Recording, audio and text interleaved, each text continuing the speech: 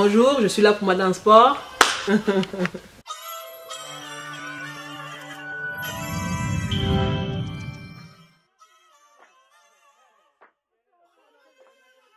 Bonsoir, moi c'est Mbala Atangana Hortense Vanessa. Je suis camerounaise et je fais du judo dans la catégorie de plus de 78 kg. Et 3 fois championne d'Afrique, plusieurs fois médaillée dans des grands prix et grands slams. Récemment le grand slam de Düsseldorf. Bon, je m'entraîne au judo club Pays de Château-Gontier depuis 2014 déjà.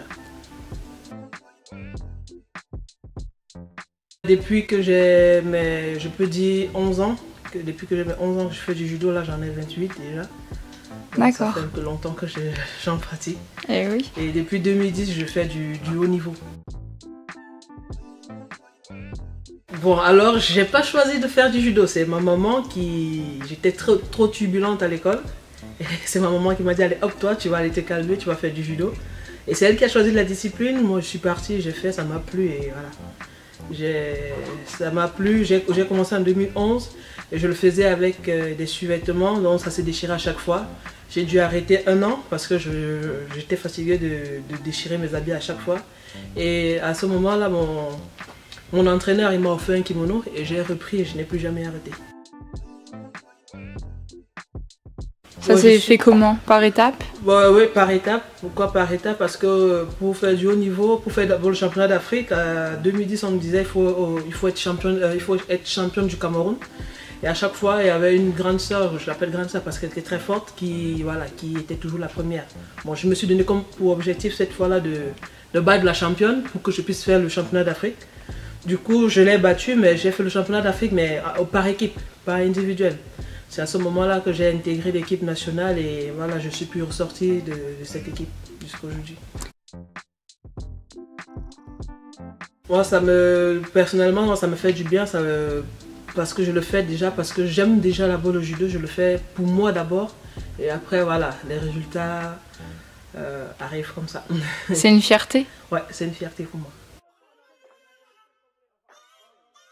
Voilà, le confinement, quand on a annoncé le confinement, c'était très dur, très dur. Bon, j'y croyais encore parce que je me disais, bon, ça va se terminer d'ici là, on va pas renvoyer les jeux. Ça a commencé à être très dur quand on a annoncé le report des jeux. J'ai un peu craqué. Après, je me suis dit, bon, 1 an, c'est rien. Allez, j'ai fait 3 ans, j'ai fait le plus dur. 1 an, c'est rien, allez, hop, on recommence. Et voilà, l'entraîneur il a compris, il m'a donné quelques temps pour bien digérer et voilà, on a repris. Toujours dans le confinement, on s'entraînait en visioconférence, donc via WhatsApp. Je l'étais chez lui, j'étais à mon appartement, on s'entraînait comme ça. Les préparations physiques le matin, le soir, de mon côté, je faisais des exercices de judo, toujours dans l'appartement. Jusqu'à ce qu'on lève le confinement où on a eu le droit à faire de la prépa en salle et à l'extérieur, ce qui fait, ça nous fait du bien de respirer de l'air. Tout, l'ambiance qu'il y a dans le club, voir des gens, discuter, parce que le confinement, ça te fait stresser, ça te fait déprimer. Le fait de voir d'autres personnes, ça te donne de la joie au cœur, quoi. Je peux le dire comme ça. Là, il y a une ranking list en fait sur la Fédération internationale de judo. Tous les athlètes ont accès, même ceux qui ne sont pas athlètes, ils peuvent regarder. Donc à chaque fois qu'il y a une compétition, une semaine après, ils mettent à jour. Donc à chaque fois, moi je regarde. Donc, pour l'instant, je suis qualifiée 20e mondial et 19e olympique. Donc pour l'instant, ma place ne souffre de rien. J'ai dit avec plus de recul, je me suis dit 1 an c'est rien. Au contraire, ça me permet de mieux me préparer pour aller chercher cette fameuse médaille que je rêve tant. C'est un mal pour un bien, pour moi. Je pense pas que ça va changer grand chose. C'est vrai que là, on fait moins de judo. Ça sera difficile au début quand on va reprendre du judo, ça c'est normal. Mais pas grand chose. Ça va pas changer grand chose. Les motivations, les objectifs restent les mêmes. Aller chercher une médaille à Tokyo, refaire un quatrième titre de champion d'Afrique.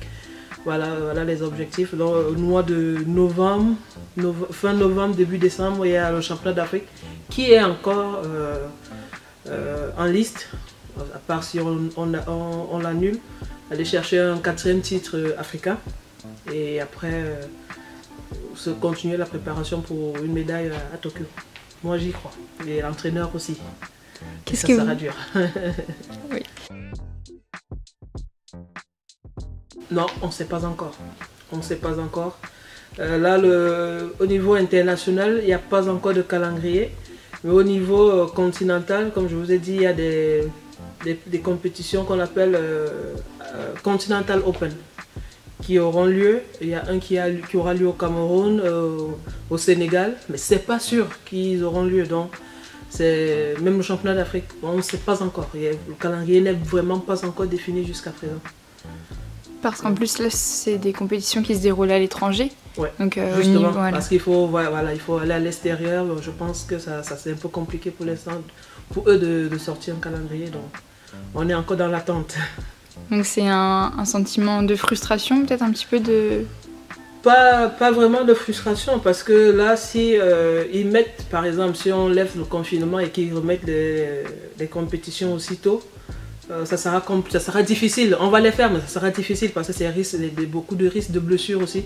Je pense qu'ils veulent nous laisser le temps de mieux se préparer pour limiter les blessures aussi. Donc, pour moi, c'est pas de frustration. D'accord. Tant que je reste qualifiée, c'est bon pour moi. C'est le plus important.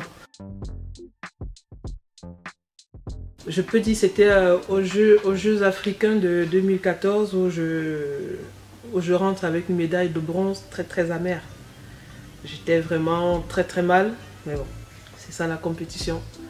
À la veille de la compétition, je me blesse, je me fais une entorse au doigt, j'arrive pas à tenir et tout, mais bon.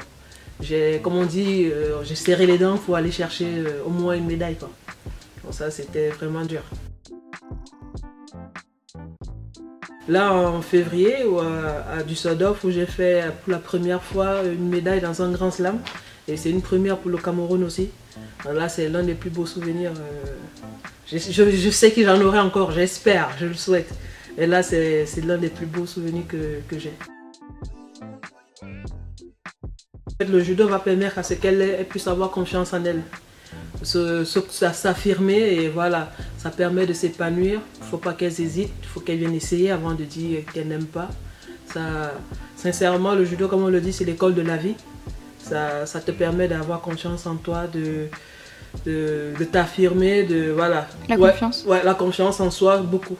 Beaucoup de confiance parce que voilà, quand tu es tout jeune, à l'école où on sait comment ça se passe, il y a des moqueries, des insultes et tout. Ça te permet, au moins quand tu fais du judo, ça te permet de prendre ça autrement. Et voilà, comme on dit, c'est l'école de la vie, voilà, de déstresser et prendre ça positivement, quoi.